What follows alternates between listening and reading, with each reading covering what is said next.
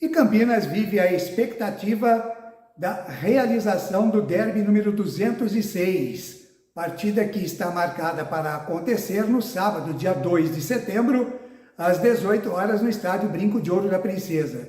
Este jogo, que anteriormente estava marcado para sexta-feira, dia 1º, às 21h30, a pedido da diretoria do Guarani, foi mudado para o sábado, dia 2 de setembro, às 18 horas. Desta maneira, ficando bem melhor para o torcedor do Guarani.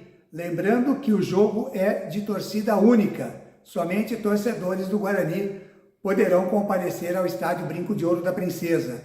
Os ingressos já estão sendo vendidos, com a cabeceira sendo cobrado R$20 a inteira e 10 a meia, no tobogã R$40 a inteira e 20 a meia entrada, e nas vitalícias R$60 e mais 30 da meia entrada. E ainda mais R$30 para aqueles que não forem sócios do Guarani Futebol Clube. Na história dos derbys até aqui, 69 vitórias para o Guarani, 67 vitórias para a Ponte Preta e 67 empates.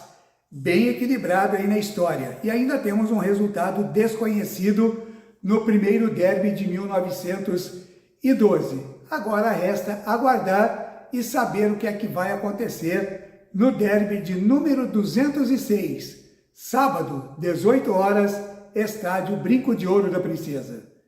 Claudinei Corsi para o Minuto FI.